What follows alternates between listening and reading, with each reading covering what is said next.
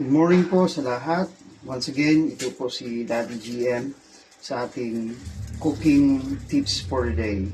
It's Sunday today, Divine Mercy Sunday, so we celebrate a little bit. And ito yung gawin natin. Ito yung tinatawag na special sausage na nabili namin. So cheesy sausage with pipino sa side. So, ganun yung pag-decorate. Ganun mo niya. Okay. Yan. From my style.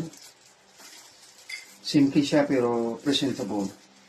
So, you have to do, dapat naka-hand gloves ka. Tulad nito, hand gloves. Para malinis. Okay. That's siya. So, attraction din sa mga kids. So, eat din. Kakain sila.